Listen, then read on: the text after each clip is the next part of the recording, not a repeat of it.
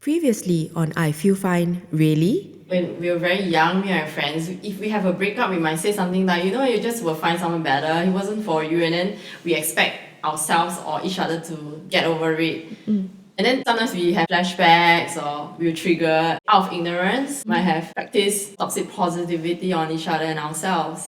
This person said, after losing my mother, I had someone tell me that I shouldn't miss my late mother because she's no longer suffering and happy in heaven. Shouldn't miss. I feel like you can't even have the space to miss at your own time. Yeah. The thing was that at the time I wasn't even 21. It felt very blatant and invalidating. I was in such pain and navigating through my grief. Even if they believe that the mother is happy in heaven, she also is allowed to be sad that she lost her mother. I feel that the toxic positivity includes that there's only one emotion allowed. Like everyone needs to share the same emotions. Everyone needs to be happy together or positive together. Over the years, I began to see the value of processing these emotions, and if needed, I have no qualms of processing with a professional. I think it's a very brave thing that despite if there's a stigma, take that step for yourself. Welcome to another episode of I Feel Fine. Really? I'm not knocking the faith-based communities. They really have an integral role in many of our lives. But sometimes we are looking for good reports, and when somebody shares their struggles, there's enough room and space to share it once, twice, or maybe 3 times. But beyond that, it becomes a bit of an annoyance, and there seems to be a certain intolerance or impatience if the person has not snapped out of it or gotten out of that predicament. Yeah, I mean, like, this really brings back memories. Like you said, faith-based. So I would say that not everyone is like that, right? But I did attend a certain small group, which when I entered the group, maybe they were in the middle of something, but they were saying like, what's a good report, for to share. And I think I wasn't in a very good place, and I felt like kind of expected to share a good report in front of a group. It wasn't a one-to-one, but share with us a good report. Something similar like that. And I think that day I was quite outspoken. I said, I don't have a good report.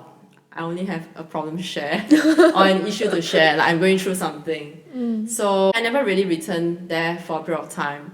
But I still have my friends who are willing to give me the space for my other emotions and not just good reports, who are still in the same faith-based community with me. During the pandemic, I lost touch with some of the faith-based communities that I used to be a part of. I found that I had a lot more space to experience those valley moments, to really dig deep into them, take long, pensive nature walks or even journaling to process some of these things from the past. So this pandemic, the good that came out of it was I became no longer conditioned to just always think in a certain way, but I started to realize that we shouldn't good vibes only looking for the good.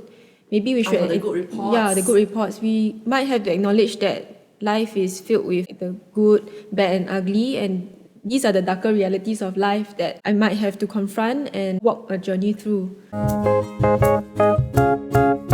Early in our friendship, Jenny Faith, I remember you texted me about feeling maybe sad or down, and then I remember texting you a one-liner, and you told me it didn't help, and that was a shock to me. I think I might have told her off. Yes. I can't remember. Maybe she's being kind by just saying I told her it didn't help. I think that period of time, it was really like a low point for me. And I'm not sure that she texted me a one-liner that is faith-based. It was faith-based, and I thought that because that one-liner had helped me, it would automatically help you, and it was really a wake-up call that sometimes these one-liners do more harm than good. That's a very good point. I feel that a lot of time toxic positivity comes in a cookie cutter manner, and I can see the kind intention was there that, oh, it has helped me, so it will help you. But who is to say? How can we be cookies, right?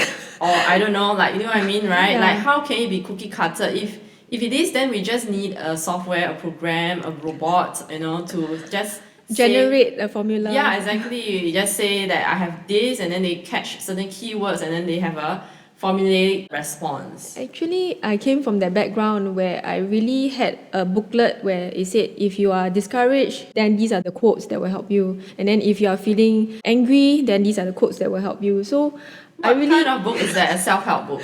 it was some sort of handbook of counseling. Faith-based? It was a faith-based book. Okay. All right. I don't know what book is that, but interesting to even know such a book. I guess the book was most likely written with the kindest intentions. Always, I believe so. Yeah, I haven't read the book, so I can't comment on the book. Having said that, I wanted to commend Janine. In my experience, it can go both ways. I think they can be receptive and say, oh, that didn't help.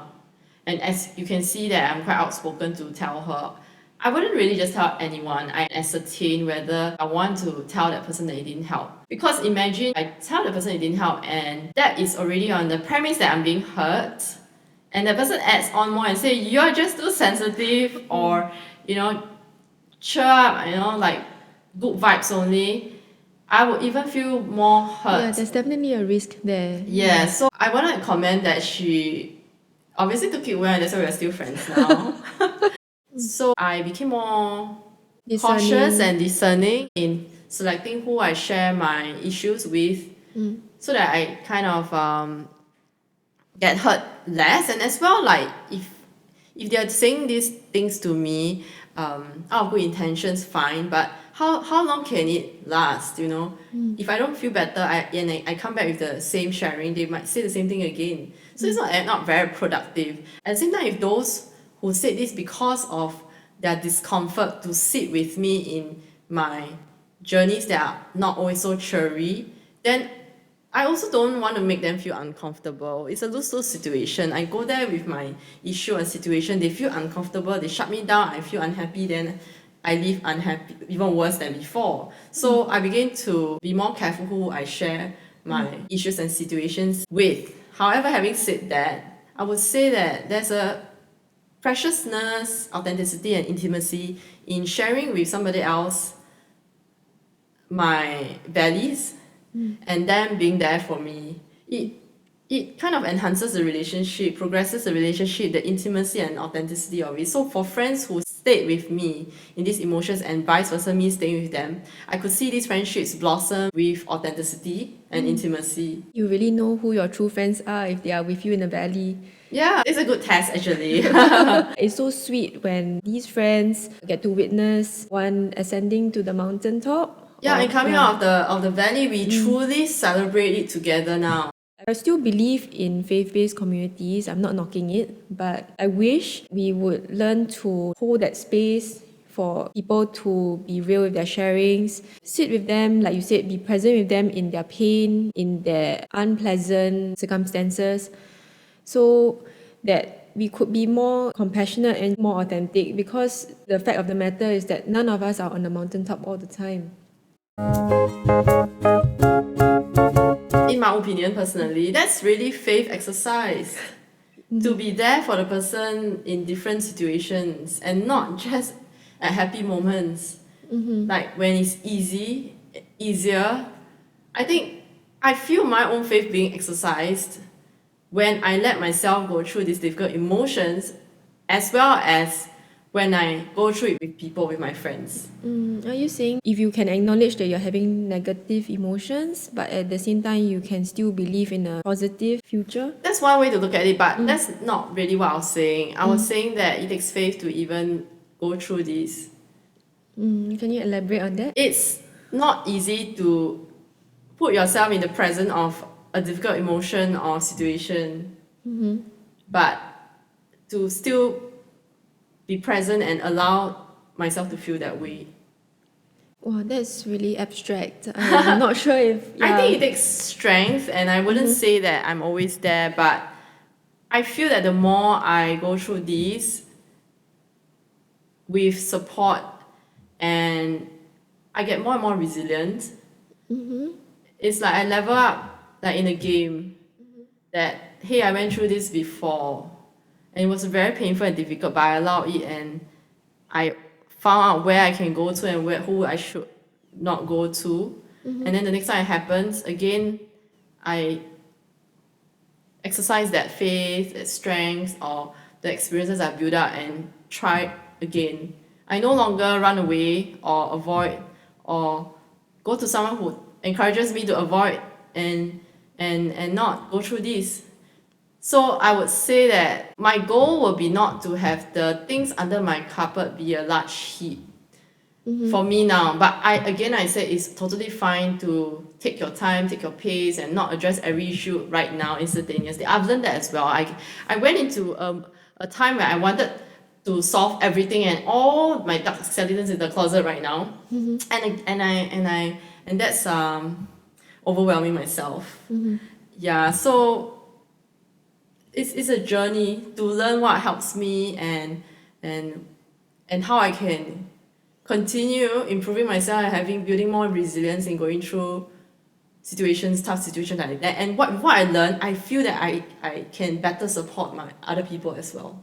Exactly. If we learn to allow ourselves these negative emotions, give ourselves that space, it naturally spills over to our other relationships where we recognize that they also can have negative emotions and we also give them that space. Yes, and I think that's what also this episode is about. And I hope that our conversations today has given you a bit more insight, awareness, reflections in your relationships and also yourself, not to accidentally perhaps practice toxic positivity on yourself or others. Thank you for watching this podcast. We hope that this conversation will help us reflect more on how we respond to others in pain, as well as respond to our own pain. And if you're receiving statements or responses that were not helpful, that you felt was a shade of toxic positivity, I hope you will not feel alone in this. And I hope that you receive the support and receive the healing that you need in your journey. Please note that what we have shared does not constitute medical advice. If you need professional help, do seek it out. And if it's an emergency, please proceed to the local hospital. Thank you for watching. I feel fine. Really?